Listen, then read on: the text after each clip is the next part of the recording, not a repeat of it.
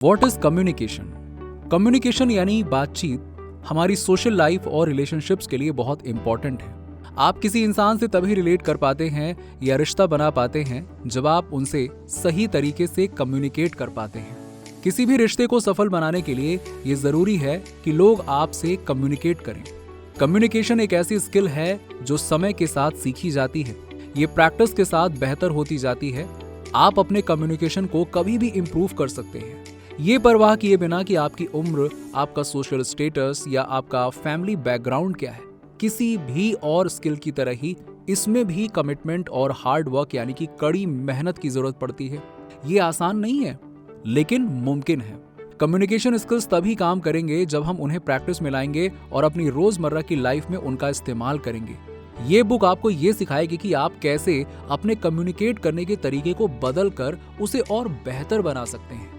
दोस्तों, आज की वीडियो में हम इस बारे में पूरी जानकारी देने वाले हैं और ऐसी ही जानकारी पाते रहने के लिए हमारे चैनल को सब्सक्राइब करके बेल आइकन जरूर दबा दीजिएगा।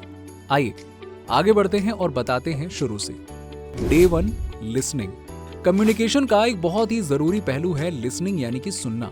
आप सामने वाले इंसान से असरदार तरीके से बात कर पाएं, इसके लिए जरूरी है कि आप में अच्छी लिसनिंग स्किल भी होनी चाहिए।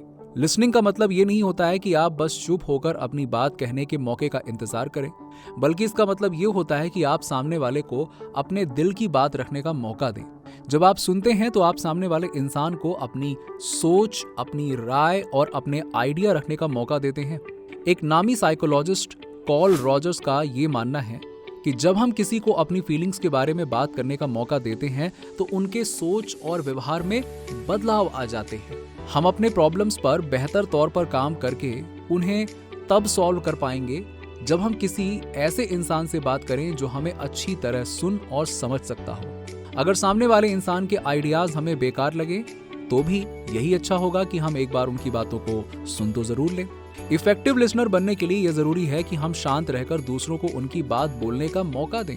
दूसरों की ओर सब्र और समझ दिखाकर हम उन्हें ये मौका देते हैं कि वो अपनी प्रॉब्लम्स को हैंडल और उन्हें सॉल्व करने के नए तरीकों को ढूंढ सकें। आप बेहतर लिसनर कैसे बन सकते हैं? देखिए, बेहतर लिसनर बनने के लिए आप ये कर सकते हैं कि जब सामने वाला बात कर रहा हो तो आप उन्हें हिम्मत देने के लिए ये दिखा सकते हैं कि आप उनकी बातों को बहुत ही अच्छी तरह से सुन रहे हैं। सिर हिलाने या बात में दखल ना देने वाले शब्द जैसे कि अच्छा, इसका यूज करने से आप सामने वाले को ये एहसास दिला सकते हैं कि आप उनकी बातों पर गौर कर रहे हैं, ध्यान से सुन रहे हैं, आपका फोकस उनकी बातों पर ही है। ऐसा करने से आप उन्हें और हिम्मत देते हैं जिससे वो अपने मन की बात कर पाते हैं। सामने वाले को एक साथ अपनी सारी बात बोलने का मौका देने से भी आप अच्छे लिसनर बन सकते हैं। ये तरीका तब जरूर काम आता है जब सामने वाला बहुत गुस्से में हो और वो सिर्फ ये चाहता हो कि कोई उसकी बात सुने। ऐसा करने से उसका गुस्सा कम होगा और वो इंसान शांत हो जाएगा। जब कोई इंसान आपसे इंफॉर्मेशन शेयर करता है तो आप उन्हें जज करते हैं और ये अंदाजा लगाते हैं कि वो इस वक्त कैसे हालत से गुजर रहा है, सामने वाला कैसी सिचुएशन एक्सपीरियंस कर रहा है। ये समझने के लिए आप अपने मन में उसे लेकर कई बार थियरीज बनाते हैं। ये आपकी ओर से एक गलती है। जब सामने वाले इंसान को ये पता चलेगा कि आप उन्हें जज कर रहे हैं, यानी उन्हें लेकर अपने मन में कोई राय बना रहे हैं, तब उन्हें ये बात अच्छी नहीं लगेगी। आपको सलाह देने से खुद को रोकना चाहिए जब तक कि सामने वाला खुद एडवाइस ना मांगे। आपको सामने वाले को ये भी नहीं कहना चाहिए कि आप समझ सकते हैं कि वो किस दौर से गुजर रहे हैं, क्योंकि आप सच में ये बात नहीं समझ सकते हैं। ऐसा हो सकता है कि आप भी उन सिचुएशन से, मिलती जुलती सिचुएशन से पहले कभी गुजरे हों, लेकिन ये जरूरी नहीं है कि आपके रिएक्शन भी उनके जैसे ही हों। हमारे स्वभाव, इमोशंस, पिछले एक्सपीरियंस और फैमिली बैकग्राउंड एक दूसरे से अलग होते हैं। जब आपसे कोई सलाह मांगे तो आपको ये सोचना चाहिए कि वो इस पर कैसे रिएक्ट करेगा और ये समझना चाहिए कि आपको कब रुकना है। सामने वाले की बॉडी लैंग्वेज आपको ये बता सकती है कि उन्होंने आपकी दी हुई एडवाइस पर कैसे रिएक्ट किया है। तब आप ये बता सकते हैं कि आपकी एडवाइस अच्छी तरह से ली गई है या फिर नहीं, और इससे ये समझ सकते हैं कि आपको कब रुकना चाहिए। जब भी आप किसी को सलाह दें तो आपको ये समझना चाहिए कि सामने वाला आपकी सलाह ले सकता है या लेने से मना कर सकता है। आपको ये बात साफ साफ समझना चाहिए कि उनके डिसीजन में आपको दखल नहीं देना चाहिए। लिसनिंग स्किल्स की प्रैक्टिस कैसे करें? अगर आप ये जानना चाहते हैं कि आपकी लिसनिंग स्किल्स कितनी अच्छी है तो आप किसी ऐसे दोस्त या रिश्तेदार को कॉल कर सकते हैं जिनसे आपने लंबे समय से बात ना की हो। 20 मिनट की फोन कॉल को यूज करके आप ये मेजर कर सकते हैं कि आप दूसरों की बात को कितने अच्छे से सुन सकते हैं, और ये मौका आप उस इंसान से अपना रिश्ता सुधारने के लिए इस्तेमाल कर सकते हैं। मतलब एक तीर से 2 निशाने हो जाएंगे। आप इसे रेगुलर प्रैक्टिस से और बेहतर बना सकते हैं। Day 2, avoid interrupting. आपको ऐसे किसी इंसान से बात करते हुए कैसा लगता है जो आपको बात के बीच में टोकता रहता है? ऐसे इंसान से चिढ़ होना नेचुरल है। सामने वाले को भी ठीक ऐसा ही फील होता है जब आप उनके साथ ऐसा करते हैं। जब आप किसी से बहस कर रहे होते हैं तब आप सामने वाले की बात को काट कर अपनी बात रखते हैं ताकि आपकी आवाज सुनी जाए, या जब आप किसी ऐसे टॉपिक पर डिस्कस कर रहे हों जिसे लेकर आप बहुत पैशनेट हैं, तब भी आपको सामने वाले की बात काट कर अपनी बात करने का बहुत मन करता होगा। सामने वाले की बात काट कर आप उन्हें गैर जरूरी महसूस कराते हैं। उन्हें यह भी लग सकता है कि आप उन्हें वो ध्यान नहीं दे रहे हैं जिसके वो हकदार हैं। उन्हें यह लगेगा कि उनके आइडियाज आपके आइडियाज से कम इंपॉर्टेंट हैं, जिससे आपके रिश्ते पर एक नेगेटिव असर पड़ सकता है। अगर आप बार बार किसी को टोकते रहेंगे तो वो ठीक से सोच भी नहीं पाएंगे। उन्हें यह लगेगा कि आप उन पर अपने आइडिया थोप रहे हैं जिनसे वो डूब जाएंगे। आप दूसरों को इंटरप्ट करना कैसे अवॉइड कर सकते हैं? आप अपने कम्युनिकेशन को सुधारने के लिए डेली टारगेट सेट कर सकते हैं, जिसे पूरा करने पर आप अपने आप को इनाम देंगे। जैसे कि पूरे दिन बिना दूसरे को टोके हुए बात करने पर आप स्टिकी नोट्स पर यह बात लिखकर इसका इस्तेमाल करके अपने आप को दिन भर याद दिला सकते हैं। इन नोट्स को आप अपने डेस्क, कंप्यूटर या फिर लॉकर पर लगा सकते हैं ताकि आप हमेशा खुद को ये याद दिलाकर अपने कम्युनिकेशन को इम्प्रूव करते रहें। किसी मीटिंग को अटेंड करने से पहले आप नोट्स बना सकते हैं जिसमें आप अपनी सारी बातों को लिख लें ताकि आप दूसरों को उनकी बात बोलते वक्त टोके ना। जब कोई इंसान किसी बारे में बात कर रहा हो या कुछ सिखा रहा हो तब आपको ये जरूरत महसूस हो सकती है कि आप उसी वक्त उन्हें रोककर बातें क्लैरिफाई कर लें। इसे अवॉइड करने के लिए आप उन सारी बातों को कहीं नोट कर सकते हैं जिन्हें आप पूछना चाहते हैं, और जब सामने वाला अपनी बात पूरी कर ले तब आप एक साथ उन सभी सवालों को पूछ सकते हैं। आपको ये बात हमेशा याद रखनी चाहिए कि आपका चुप रहना आपके बात करने जितना पावरफुल है। चुप रहकर दूसरों को अपनी बात पूरे करने देने से लोग आपकी इज्जत करेंगे। दूसरों की बात करने पर बार बार उन्हें टोकने को इस चीज की निशानी समझी जा सकती है कि आप खुद को उनसे इंफीरियर या कमतर समझते हैं। बार बार टोकने से लोग ये समझेंगे कि आप ये जताना चाह रहे हैं कि आपके पास भी अच्छे आइडियाज हैं। इसे इंफीरियरिटी कॉम्प्लेक्स कहा जाता है। और अगर आपको ये प्रॉब्लम है तो आप किसी प्रोफेशनल काउंसलर से मदद ले सकते हैं। अलग अलग लोग टोकने को अलग अलग तौर पर लेंगे। ये इस पर डिपेंड करता है कि ऐसा करना उनके कल्चर में कैसा माना जाता है। जैसे कि वेस्टर्न कल्चर में इसे बदतमीजी समझा जाता है, लेकिन इटालियन कल्चर में टोकने को यह समझा जाता है कि आप सामने वाले की बातों में इंटरेस्ट ले रहे हैं। जापानी कल्चर में आप बिना किसी दिक्कत के अपने डाउट्स क्लियर करने के लिए सामने वाले को टोक सकते हैं। इसीलिए ये बेहतर होगा कि आप ये पता करें कि सामने वाला किस कल्चर से ताल्लुक रखता है, ताकि आप ये जान सकें कि वो टोकने को कैसा समझते हैं। Day 3, be inclusive communicator. Effective तरीके से कम्युनिकेट करने के लिए आपको उन लोगों की तारीफ भी करनी चाहिए जो दूसरों से अलग हों या जिनकी सोच विचार बाकियों से हटकर हों। इंसान के ओपिनियन और आइडियाज रिस्पेक्ट के काबिल होते हैं। एक इफेक्टिव कम्युनिकेटर होने के नाते आपको अपने सर्कल में मौजूद हर इंसान को अपने बीच शामिल करना चाहिए, ये परवाह किए बिना कि वो किस कल्चर बैकग्राउंड से नाता रखते हैं। इंक्लूसिव कम्युनिकेशन यानी कि ऐसी बातचीत जिसमें सबको शामिल किया जाए, हर तरह के रिश्ते के लिए अहम है, भले ही वो बिजनेस से रिलेटेड हो या फैमिली से। सक्सेसफुल इंक्लूसिव कम्युनिकेशन के लिए टिप्स। इंक्लूसिव कम्युनिकेशन की कामयाबी के लिए आपको लोगों के कैरेक्टर के बेकार पहलुओं को चुनना अवॉइड करना चाहिए। सिर्फ उसी पहलू के बारे में बात करना चाहिए जो कि सिचुएशन को सूट करता हो। लोगों के सेक्सुअल ओरिएंटेशन उन्हें डिस्क्राइब करने के लिए इस्तेमाल करने से बचना चाहिए। जैसे कि मिसाल के तौर पर आपकी टीम में एक नया गे स्टाफ मेंबर शामिल हुआ हो तो आपको उनके बारे में बताने के लिए गे शब्द का इस्तेमाल नहीं करना चाहिए, क्योंकि वो इस सिचुएशन में सूट नहीं करता है। इसी तरह विकलांग यानी कि डिसेबल्ड लोगों को उनकी डिसेबिलिटी से डिस्क्राइब करना भी सरासर गलत है। किसी डिसेबल इंसान को उनकी कमियों से बुलाना गलत है। इसके अलावा किसी को कुछ और तकलीफ हो जैसे कि डिप्रेशन, तो उन्हें डिप्रेसिव या देवदास जैसे नामों से बुलाना भी गलत है। अच्छे कम्युनिकेशन के लिए जरूरी है कि आप लोगों की जाति, धर्म वगैरह का ख्याल रखें और उनकी पहचान को लेकर उनके मन में कोई गलत राय ना बनाएं। आपको ये हरगिज नहीं मानना चाहिए कि कोई किसी भी तरह के देश या जाति से नाता रखता है तो वो अच्छा या बुरा होगा ही होगा। ऐसा नहीं होना चाहिए। ऐसा करने से ये जाहिर होगा कि आप लोगों की इंडिविजुअल पर्सनैलिटी को अप्रिशिएट या उनकी सराहना नहीं करते।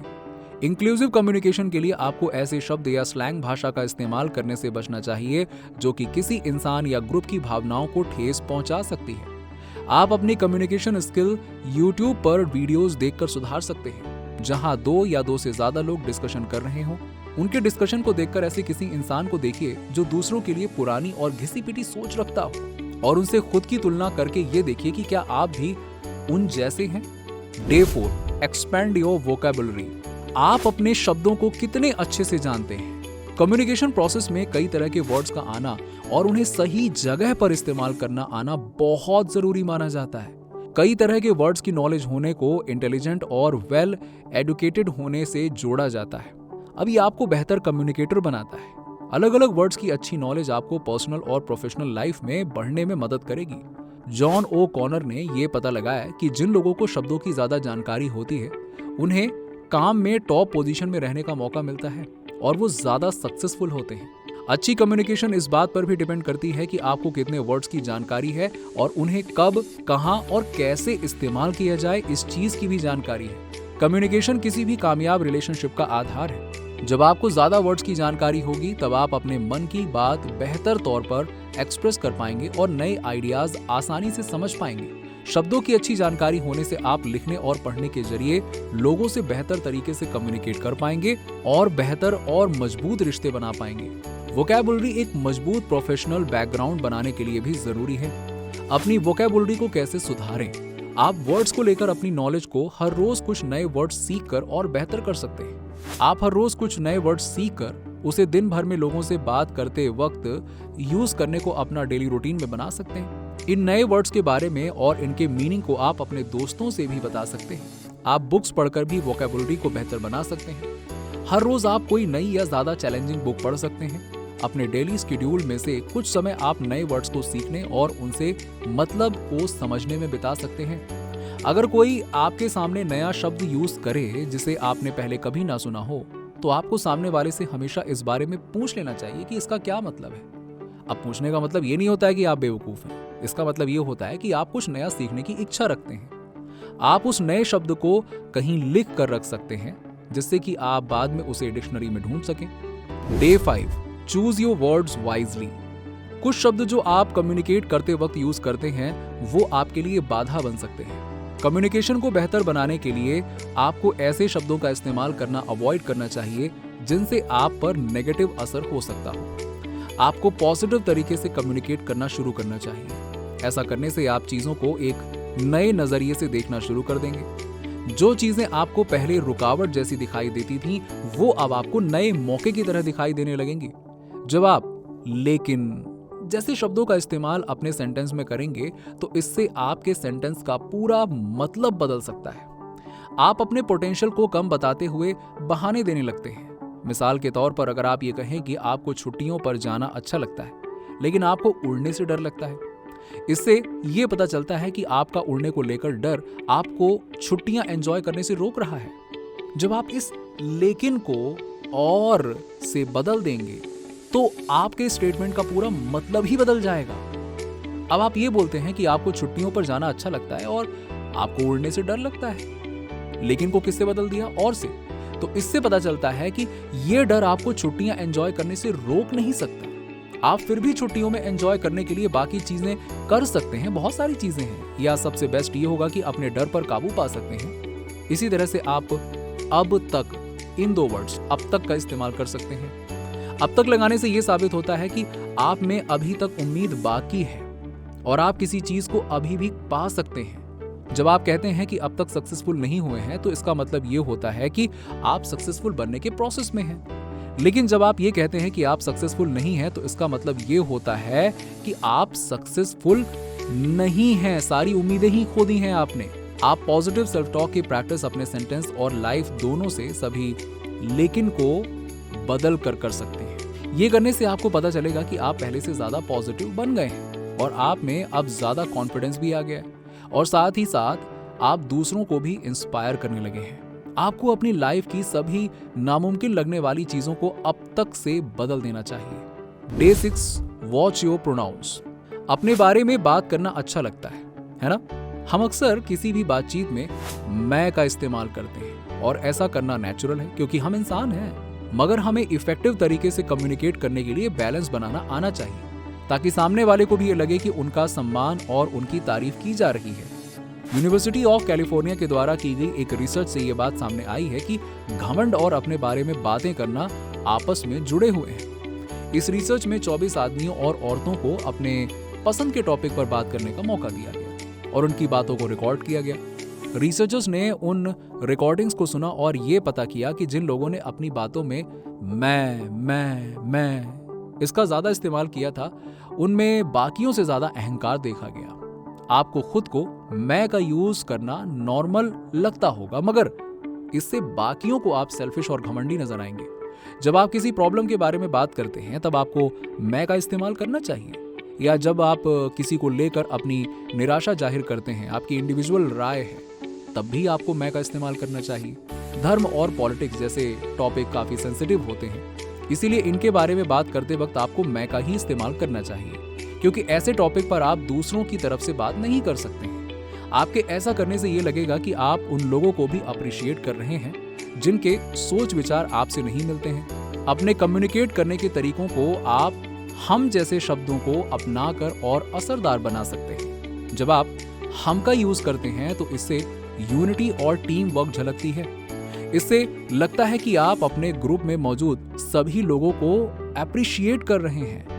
जब आप किसी ऐसी चीज के बारे में पूछ रहे हो जिनमें बाकी लोग भी शामिल हैं, तब भी आपको हम का ही इस्तेमाल करना चाहिए। Day 7, offer a helping hand. Communication का एक जरूरी पहलू दूसरों की मदद करना भी है। जब आपको किसी की मदद करनी हो तो आपको इस चीज का ख्याल रखना होगा कि सामने वाला आपके सामने अपने आप को कम ना समझे। अच्छी तरह से मदद करने के लिए आपको सामने वाले को अपने मदद करने के इरादे के बारे में बताना चाहिए। ऐसा करने से आप ये जताएंगे कि आप सामने वाले की मदद सच में करना चाहते हैं। मिसाल के तौर पर, अगर आपका कोई दोस्त अभी अभी नए घर में शिफ्ट हुआ है और उसे मदद की जरूरत हो, तब आपको उससे ये पूछने के बजाय कि उसे आपकी हेल्प चाहिए या नहीं, आपको ये दिखाना चाहिए कि आप खुद उसकी मदद करना चाहते हैं। सामने वाले को पूछिए कि आप उनके किस काम आ सकते हैं। अपना पॉइंट साफ तौर पर उनके सामने रखिए कि आप उनकी मदद किस तरह से करना चाहते हैं। इससे ये दिखाई देगा कि आप उनकी मदद करने में वाकई में इंटरेस्टेड हैं। दोस्तों, आपके क्या विचार हैं इस वीडियो के बारे में, हमें कमेंट सेक्शन में कमेंट करके जरूर बताइए। और अगर वीडियो अच्छा लगा हो तो लाइक करने के साथ साथ अपने दोस्तों और रिश्तेदारों के साथ में जरूर शेयर कीजिएगा। और ऐसी ही जानकारी पाते रहने के लिए हमारे चैनल को सब्सक्राइब करके बेल आइकन को जरूर दबा दीजिएगा।